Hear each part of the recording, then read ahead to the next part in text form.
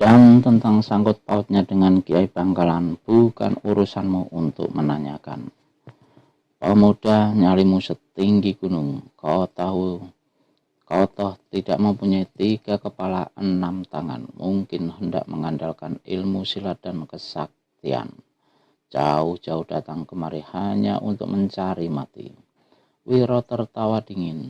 Ini membuat Datuk Sipatoka menjadi naik darah. Dia memandang berkeliling, namun sebelum dia memerintahkan anak buahnya untuk turun tangan, Wiro Sableng memotong. Datang jauh-jauh aku tidak bertangan kosong, Datuk. Sengaja aku membawa oleh-oleh untukmu.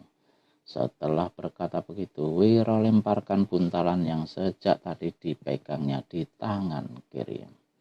Apa ini? Sentak Datuk Sipatoka. Silahkan buka sendiri, jawab Wiro, meski hatinya teramat geram. Namun Datuk Sipatoka berikan isyarat pada seorang anak buahnya. Anak buahnya ini segera berdiri dari kursi, melangkah dan membungkuk untuk membuka ikatan buntalan yang terletak di hadapan kaki Datuk Sipatoka.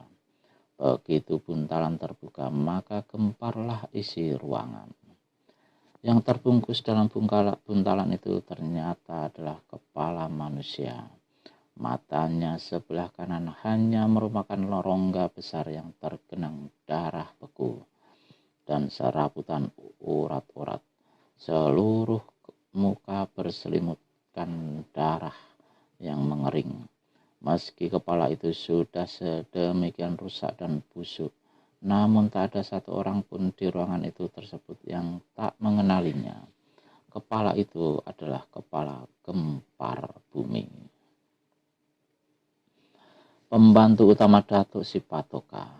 Datuk Sipatoka dikungkung berbagai macam rasa, marah, heran, dan entah apa lagi.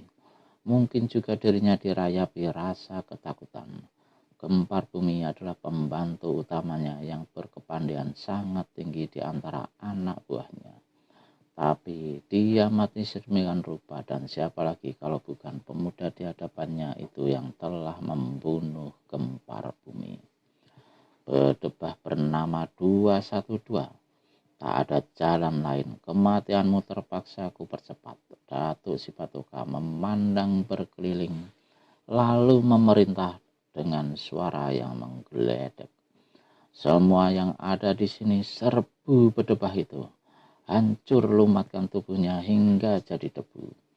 Maka 20 orang laki-laki berseragam hitam berlompatan dari kursi masing-masing. 6 orang diantaranya adalah pembantu-pembantu kelas 1 dengan gambar kepala harimau kuning besar di dada pakaiannya. Selebihnya pembantu-pembantu biasa, tetapi yang tingkat kepandaiannya tak bisa dianggap sepele. Ketika menyerbu, pembantu-pembantu biasa dan pembantu-pembantu kelas 2 langsung mencabut keris. Pembantu-pembantu kelas 1 hanya mengandalkan tangan kosong. Melihat keserbuan yang laksana air bah ini, Wiro Sableng bersuit nyaring dan cabut kapak naga geni 212. Sedang tangan kiri sudah memutih laksana perak oleh pukulan sinar matahari. Begitu lawan menyerbu, Wiro segera bergerak. Terdengar suara pekikan. 2 orang pembantu kelas 1 terhuyung-huyung muntah darah dan rubuh.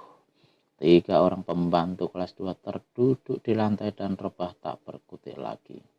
4 orang pembantu-pembantu biasa mencelat mental dan jatuh bergelimpangan di lantai tanpa nafas. Datuk Sipatoka kaget luar biasa. Anak-anak buahnya demikian juga, bahkan Wiro Sableng ikut terkejut. Waktu lawan-lawan menyerbu, Wiro memang sudah gerakkan kedua tangan, tapi sama sekali belum menghantam. Dirasakannya satu sambaran angin luar biasa dahsyatnya di atas kepalanya. Lalu beberapa penyerangnya roboh.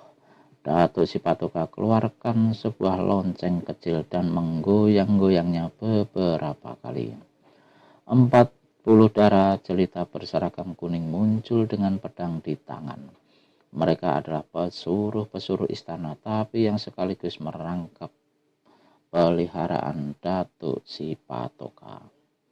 Lepaskan asap 1000 tulang, tutup semua jalan keluar, perintah Datuk Sipatoka pada darah-darah itu. Begitu perintah dikatakan, begitu ke-40 gadis itu lenyap dari pemandangan.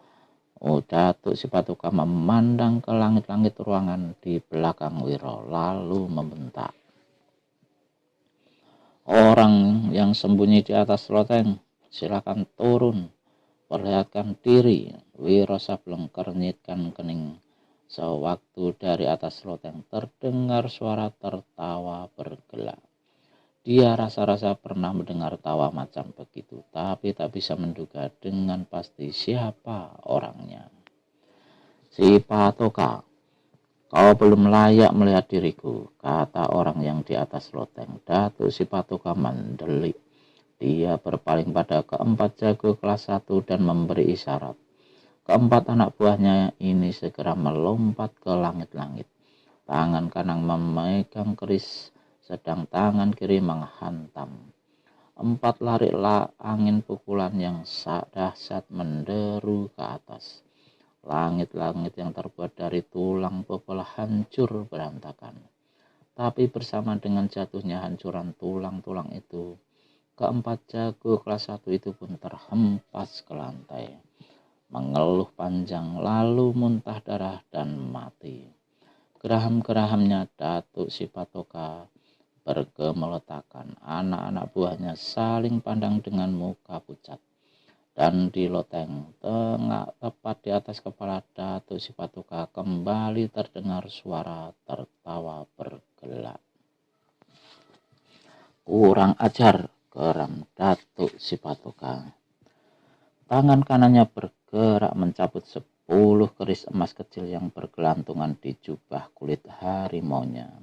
Sekejap kemudian senjata-senjata itu laksana kilat melesat ke loteng di atas kepalanya. Tapi betapa terkejutnya Datuk Sipatoka. Masih setengah jalan, tahu-tahu laksana ranting-ranting kering dilanda angin puting beliung. Ke-10 keris itu berpelantingan ke bawah. 2 buah melesat ke arah Datuk Sipatoka. Selebihnya bermentalan ke arah pembantu-pembantunya yang duduk di kursi. Sekali mengebutkan jubah kulit harimaunya, maka mentallah kedua keris yang menyerang Datuk Sipatoka. Tapi tidak demikian dengan pembantu-pembantunya. Suara pekik melengking raungan laksana hendak meruntuhkan langit-langit. 8 orang terkulai di kursi masing-masing tanpa bisa bergerak lagi. Mereka 2 orang pembantu kelas 1, 4 orang pembantu kelas 2, dan 2 orang pembantu biasa. Tubuh-tubuh mereka ditancapi keris kuning milik datuk mereka sendiri. Ada yang menancap tepat di ubun-ubun, ada yang di muka, di dada, dan di perut. Paras Datuk Sipatoka kelam membesi. Mulutnya berkomat-kamit, janggut dan kumisnya laksana kawat meranggas. Karena marah, kedua tangannya yang hitam saling digosok-gosokkan satu sama lain. Sedetik kemudian dari kedua tangannya itu mengepullah asap hitam yang berbau busuk. Manusia di atas loteng, tahukah kau pukulan apa yang sebentar lagi hendak kulepaskan jika kau tetap berkeras kepala tidak mau menunjukkan diri? Orang di atas loteng tertawa gelak-gelak. Dari tempatku ini aku dapat melihat jelas Sipatoka. Cuma ilmu hawa neraka siapa yang takutkan? Sayang, ilmu itu adalah ilmu kesaktian paling hebat yang terakhir kau miliki. Sayang, dan orang itu tertawa lagi gelak-gelak lalu menyambungi. Tapi jika kau mau mengadakan perjanjian, aku bersedia muncul unjukkan diri. Perjanjian macam mana? Tanya Datuk Sipatoka seraya hentikan menggosok-gosok kedua telapak tangannya. Sampai saat itu dia masih tetap duduk di kursi kebesarannya. Kau bertempur sampai 100 jurus melawan pemuda pakaian putih rambut gondrong itu. Wiro Sableng tersentak kaget. Lalu bentak Datuk Sipatoka, jika pemuda itu menang, kau harus bunuh diri. Sebelum bunuh diri, kau harus pesankan pada anak-anak buahmu, pada seluruh isi istana Sipatoka ini, untuk memusnahkan semua bangunan yang ada di sini, dan agar mereka semua kembali ke jalan yang benar. Jika dia yang kalah, apa imbalannya? Tanya Datuk Sipatoka. Pertama, kau boleh bunuh pemuda itu. Juga boleh tamatkan riwayatku. Kedua, buku 1000 macam ilmu pengobatan yang kini ada padaku, silahkan kau miliki untuk selama-lamanya. Berubahlah paras Datuk Sipatoka. Dia tidak terkejut pada syarat-syarat perjanjian yang dikatakan. Tapi begitu mengetahui bahwa buku 1000 macam ilmu pengobatan berada di tangan orang yang di atas loteng, kagetlah dia. Wiro sendiri terkesiap karena justru kedatangannya ke Tambun Tulang adalah untuk mencari buku itu. Kurang ajar, terdengar makian Datuk Sipatoka menggeledek. Dari mana kau ambil buku itu? Dari dalam kamarmu tentu, sahut orang di atas loteng dan tertawa mengekeh. Bagaimana? Dalam hati Datuk Sipatoka mengutuk habis-habisan.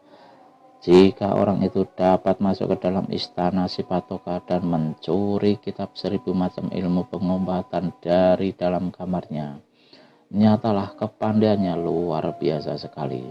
Dan dia telah saksikan sendiri tadi. Menurut pandangan Datuk Sipatoka, kalau bertempur melawannya, belum tentu dia bisa mengalahkan orang itu. Tapi untuk mengalahkan lawan bukan hal yang mudah bagi Datuk Sipatoka. Dan karena menganggap Wiro Sableng seorang pemuda yang tak perlu begitu ditakutkan, maka dia pun mendongak ke loteng dan berseru, "Aku terima perjanjianmu, bagus. Tapi harap kau sampaikan dulu pesanmu pada seluruh isi istana ini," sahut orang yang masih bersembunyi di balik loteng. "Kentut apa kau kira pemuda tengik itu pasti akan mengalahkan aku?" teriak Datuk Sipatoka marah. "Belum tentu memang, tapi kalau kau tak bersedia menerima persyaratan, berarti perjanjian batal, dan terpaksa buku 1000 macam ilmu pengobatan ku bawa pergi." Kurang ajar, maki Datuk Sipatoka. Geram, tapi dia kerahkan juga tenaga dalam dan berteriak hingga mengumandang ke seluruh pelosok istana Sipatoka. "Seluruh isi istana Sipatoka, kalian dengarlah pesan datukmu ini. Aku akan bertempur melawan seorang pemuda tengik yang kesasar datang ke tempat kita.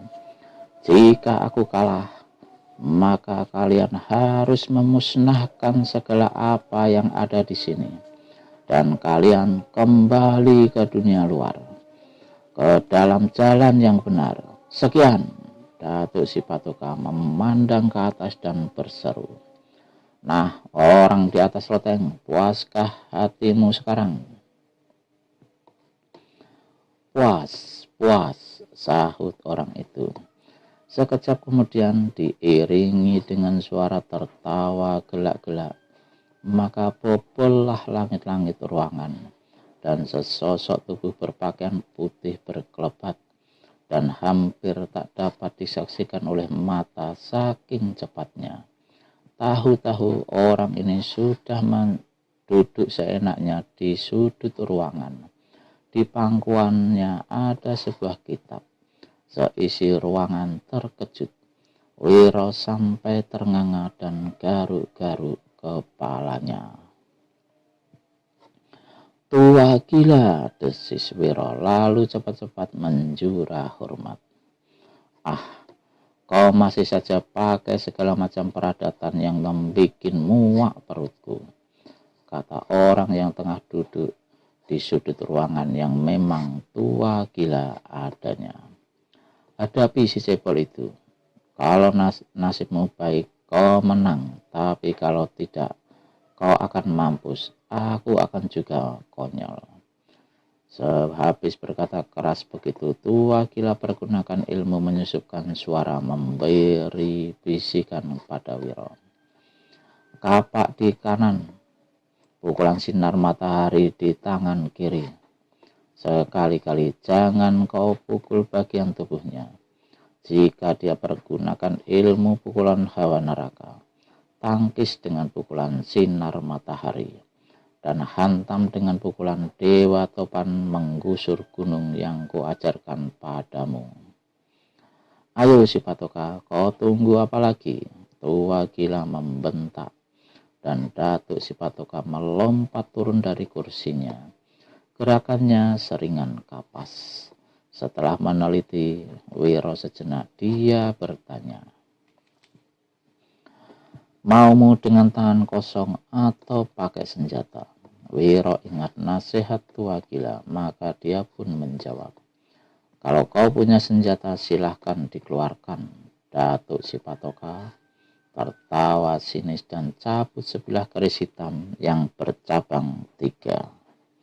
Sinar senjata ini hitam menggigitkan. "Mulailah," kata Datuk si Patoka. Wiro tertawa. "Kau tuan rumah, silahkan mulai lebih dulu." Lalu Wiro cabut kapak maut naga geni 212.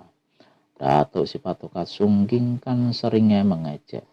Meski dia belum bisa mengukur ketinggian ilmu lawannya, namun dia merasa yakin akan membereskan si pemuda di bawah 20 jurus. Tubuhnya dibungkukkan, makin tambah cebol kelihatannya. Dari mulutnya terdengar suara menggereng macam suara harimau. Mula-mula perlahan lalu mendadak sontak keras menggeledek.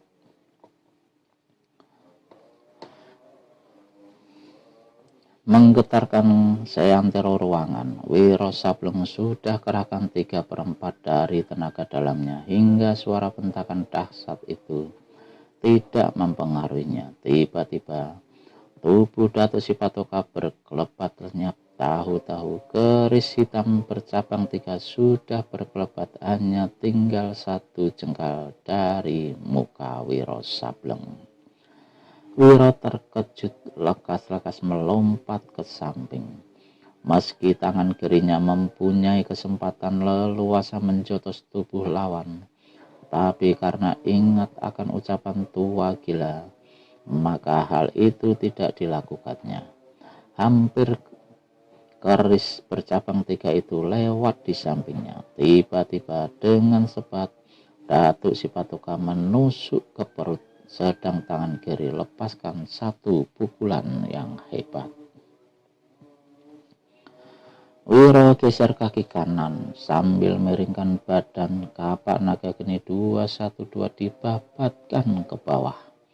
Meski senjatanya adalah senjata mustika sakti, namun melihat kapak lawan yang agaknya bukan sembarangan senjata, maka Datuk si Patoka tak berani ambil keputusan untuk adu senjata.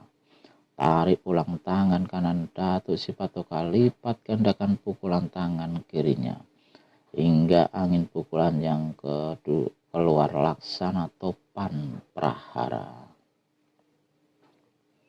Di lain pihak, Wiro pun sudah menangkis dengan pukulan kunyuk melempar buah yang mengandalkan seluruh bagian tenaga dalamnya. Terdengar luar biasa letusan sewaktu kedua angin pukulan itu saling beradu dengan segala kehebatannya. Istana Sipatoka bergetar. Wiro Sableng terhuyung-huyung sampai 7 langkah. Datuk Sipatoka jika tidak lekas-lekas pergunakan ilmu mengantengi tubuhnya. Meski dia tak sempat terhuyung ke belakang, namun mungkin akan terhenyak jatuh duduk di lantai tulang. Terkejutnya manusia cebol ini. Tidak disangkanya tenaga dalam lawan begitu hebat. Lebih tinggi sekitar 1-2 tingkat dari tenaga dalamnya sendiri. Dan diam-diam dia mulai menyaksikan apakah dia akan sanggup mengalahkan pemuda itu di bawah 20 jurus. Sebagaimana yang dipastikan semula. Jurus kedua dibuka kembali oleh Datuk Sipatoka dengan serangan yang lebih ganas dari yang pertama tadi. Dia meraung macam harimau ketika serangannya yang sekali ini pun berhasil dielakkan lawan. Jurus ketiga, Datuk Sipatoka keluarkan ilmu silat yang paling diandalkannya, yaitu ilmu silat harimau. Wiro telah pernah menghadapi ilmu silat harimau yang dimainkan Gempar Bumi. Waktu itu kalau dia tidak mengeluarkan ilmu silat orang gila yang diajarkan tua gila, pastilah dia kena dicelakai. Dan kini Datuk Sipatoka memainkan ilmu silat harimau yang jurus-jurusnya aneh berbahaya dan 5 kali lebih hebat dari yang dimainkan Gempar Bumi.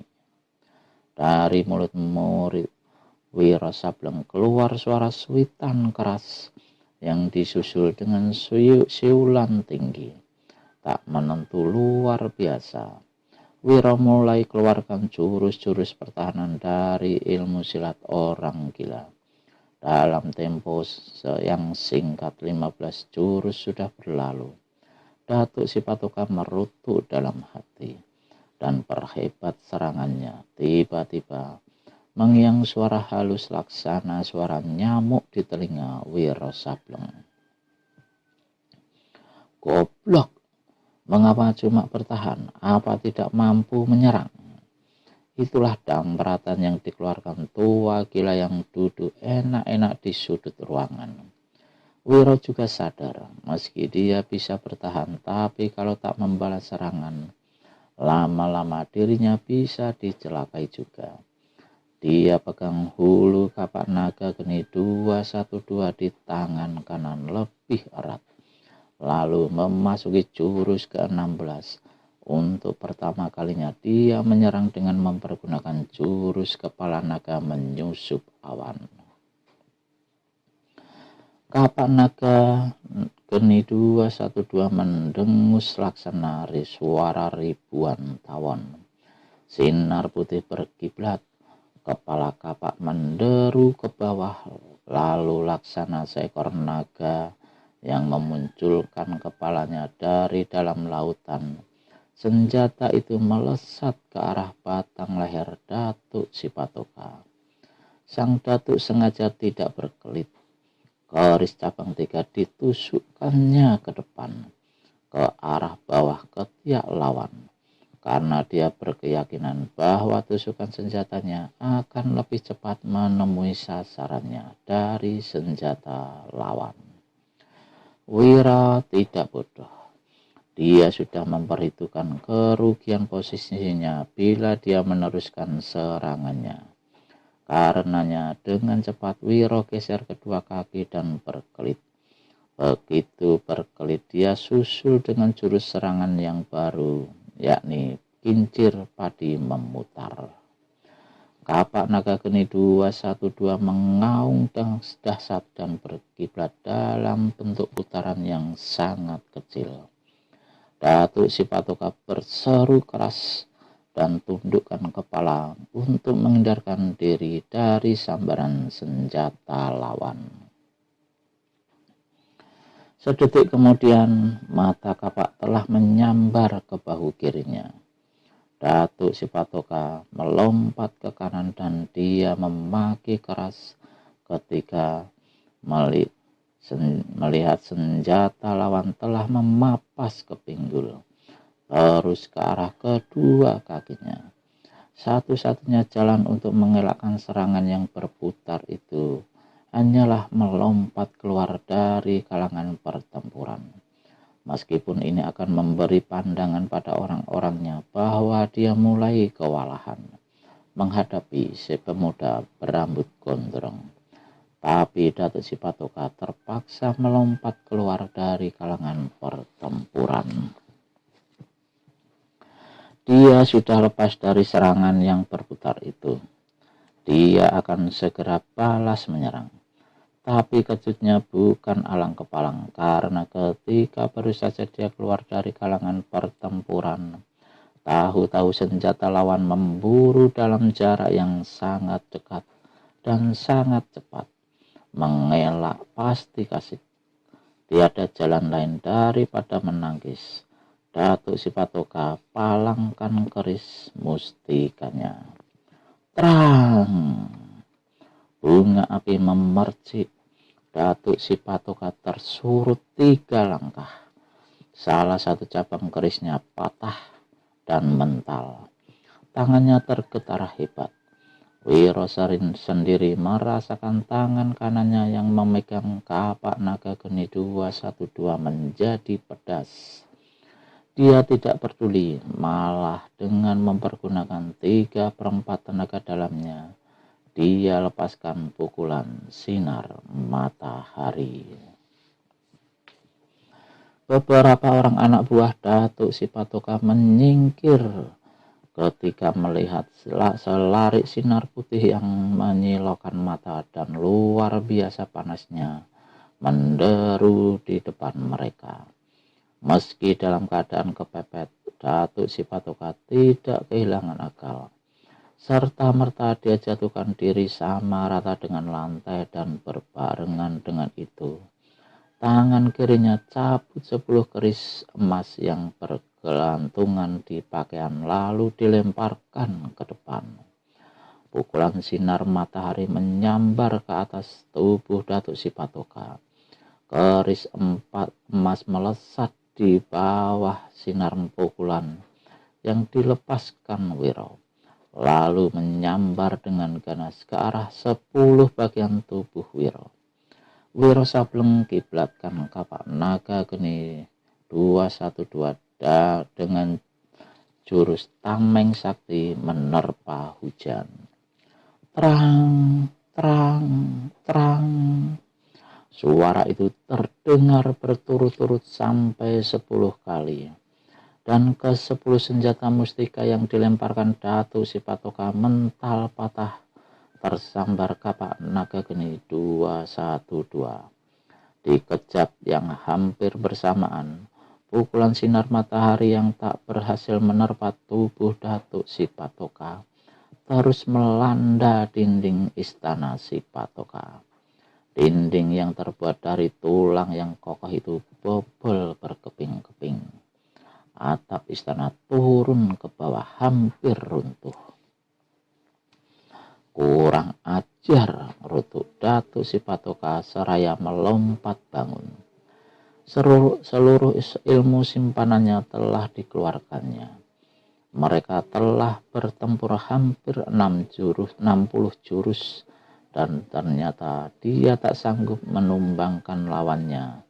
Malah nyawanya hampir saja dilalap mentah-mentah. Kematianmu dalam saat ini juga, keparat desis Datuk Sipatoka. Kerisnya dimasukkan ke balik pinggang. Kedua tangannya yang hitam digosok-gosokkan satu sama lain. Sedetik kemudian asap hitam mengepul dari kedua tangan itu. Asap hitam yang berbau busuknya bangkai manusia. Wiro tutup indera penciumannya sesuai dengan ucapan Datuk Sipatoka. Kapak naga geni 212 dimasukkan kembali ke dalam pakaiannya. Pukulan sinar matahari disiapkan di tangan kiri. sedang telapak kanan sudah terisi aji pukulan dewa topan menggusur gunung. Kepulan asap hitam yang busuk luar biasa itu semakin banyak memenuhi ruangan. Anak-anak buah Datuk Sipatoka yang hadir di tempat itu sudah sejak tadi menyingkir karena mereka maklum akan kedahsyatan pukulan hawa neraka yang hendak dilepaskan pemimpin mereka. Kalaupun lawan tak sampai mati oleh pukulan itu, tapi tubuhnya akan berbau busuk seumur hidup. Orang muda, sekalipun kau punya 1000 macam ilmu kesaktian, jangan harap kali ini kau bisa larikan diri dari liang neraka. Wiro berdiri dengan siaga. Meski kewaspadaan penuh, tapi suara siulan tak teratur dari sela bibirnya sampai saat itu masih mengumandang, membuat Datuk Sipatoka merasa dirinya dianggap sepi saja. Suasana sehening di pekuburan. Sewaktu perlahan-lahan Datuk Sipatoka angkat kedua tangannya ke atas, kemudian suara menggeledek keluar dari mulutnya. Serentak dengan itu, kedua tangan dipukulkan ke depan. Dua lari sinar hitam pekat yang busuk menggidikan menyambar ke arah Wiro Sableng. Ketika Datuk Sipatoka memukul ke depan, Wiro juga telah memukulkan tangan kirinya ke depan. Sinar putih menyilaukan melesat ke depan sekaligus memapasi dua sinar hitam. Terdengar letupan yang dahsyat, masing-masing pihak berturut-turut 5 langkah ke belakang. Sinar putih dan sinar hitam masih kelihatan di udara karena kedua orang yang bertempur masih belum turunkan tangan masing-masing. 3 sinar itu laksana 3 ekor naga yang berpalun-palun berkelahi dan saling gempur dengan dahsyat. Masing-masing sudah keluarkan keringat dingin dan urat-urat leher menegang biru. Wiro membentak dan dorongkan lagi tangan kirinya.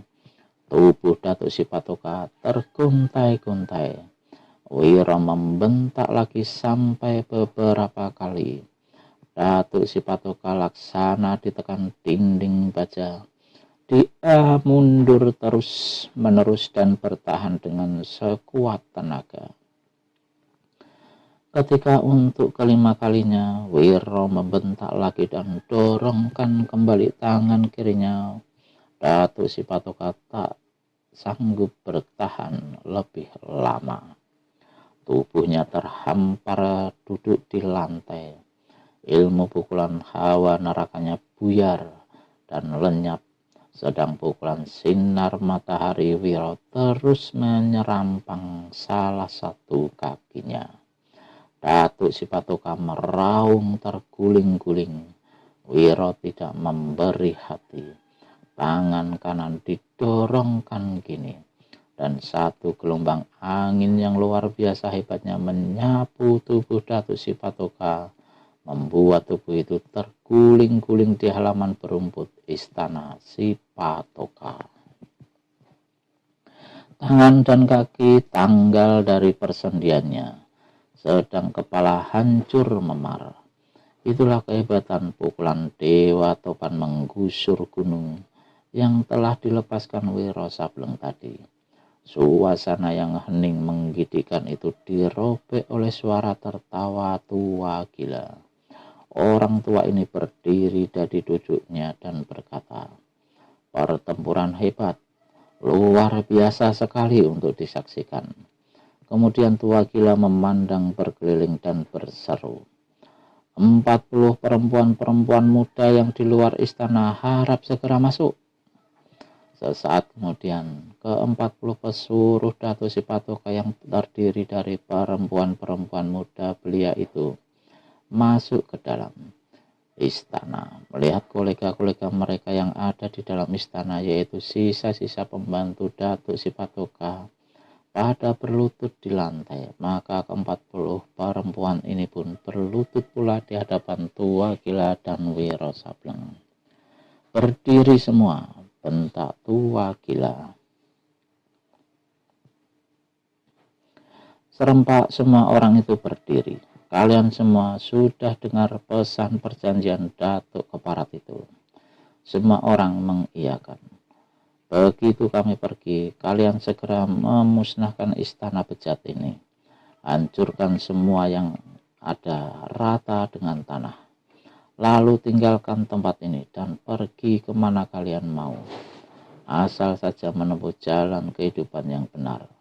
Kalau kelak kutemui atau kudengar ada di antara kalian yang coba-coba untuk kembali jadi orang jahat atau memperhamba diri pada orang jahat, pasti tak ada ampunan bagi kalian. Tua Gila berpaling pada Wiro dan menyodorkan buku 1000 macam ilmu pengobatan yang kulitnya sudah robek. Ambillah, kau rupanya memang berjodoh dengan kitab ini. Wiro menerima kitab itu lalu menjura sambil berkata, banyak terima kasih atas segala bantuanmu, Tua Gila. Kemudian ketika diangkat kepalanya, ternyata si orang tua sudah lenyap dari hadapannya. Hanya kumandang suara tertawanya yang terdengar di kejauhan. Wiro Sableng hela nafas dalam dan garuk-garuk kepalanya. Untuk episode selanjutnya dalam kisah Raja Rencong dari Utara.